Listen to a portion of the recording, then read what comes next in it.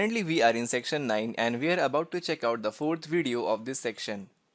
So in this video we will check out what is method overriding and how to implement it within our IDE. So again, head back to your editor and let us code on top of what we wrote in the previous video. For the sake of simplicity, let us remove the class of cat and also remove all of this code within the main function. Let us change the print statement of each of these classes, such as animal is eating. And now within the main function, let us define the dog object and let us call here dog.eat. Launch the application.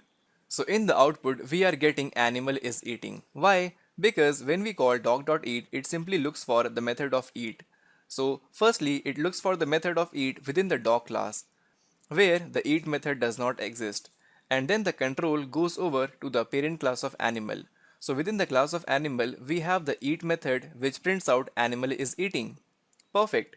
But what if we want to change the print statement that is present within the eat method, and instead of printing animal is eating we want to print out dog is eating? So here comes method overriding into picture.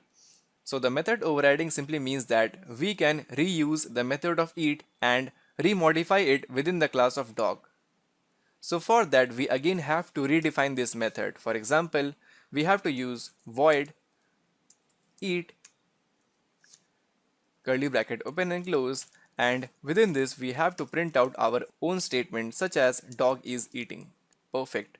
And also make sure in the concept of method overriding, the return type and also the method name should always match with that of the parent class, like we have it here, void and eat. So if you run the code right now, in the output you will get now dog is eating. Why? Let me tell you. Because when this statement will be executed, it simply looks for the eat method first within the class of dog. And there we have void eat. So it simply prints out dog is eating. And then it never looks for the eat method within the parent class of animal, because it has already got the eat method within the class of dog. Perfect. Moving forward, let us now take a step ahead and suppose along with dog is eating, we also want to print out animal is eating. That is, along with the child class method of eat, we also want to execute the parent class eat method. So for that in Dart, we have a keyword of super, such that within the eat method, we can call super dot eat like this. Let us launch the application and let's see the difference. So here we got animal is eating followed by dog is eating. Question arises, why? Why animal is eating is first printed followed by dog is eating? Let me tell you why. So when this statement will be executed, it will simply give more priority to the class of dog, where we have the eat method. So when this eat method will be executed, it will simply start executing the code within this eat method. So here first we are calling super.eat, which means call the eat method of the super class or the parent class. So the control will actually call this method of eat, and then we are going to get first animal is eating. Once this method will be executed, the control will fall here within this print statement of dog is eating. So that is why we first got animal is eating followed by dog is eating.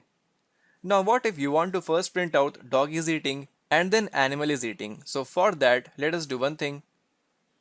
Let us cut this statement from here and paste it right after the print statement of dog is eating. Now launch the application. So there we go. First dog is eating is printed followed by animal is eating. Perfect. So in this way you can actually override the method of eat from the parent class within the child class and then modify it. And as per your choice, you can actually put the super.eat statement anywhere within your eat method. And even after this super.eat, you can write your more print statements or your own code, such as more food to eat. Perfect. Launch the application and then you will get the output in sequence, such as dog is eating, then animal is eating, and then more food to eat. Launch the application and here we go. We are getting the output as expected. Perfect. Now apart from methods, we can also override the properties as well, or the instance variable. For example, Suppose within the class of animal we have string color equal to, let's say, brown. Let us assume all animals are brown in color by default. So if you print out dog dot color, then in the output obviously you are going to get brown like this. But what if our dog is by default white or black? So for that, again here we can use string and then copy this color and paste it here. And instead of brown, let us give the default value as black. If you run the application, you will get black in the output. Why? Just because when this statement will be executed, the compiler will give more priority to the instance variable of color within the class of dog here. So that is why we got black in the output console instead of brown. Perfect. So this was all about the method overriding and also the properties overriding in Dart. So that's all for this video. You can get the code from the GitHub. So in the end, let us define that the method overriding is a mechanism by which the child class redefines a method of its parent class. As simple as that. So let us continue our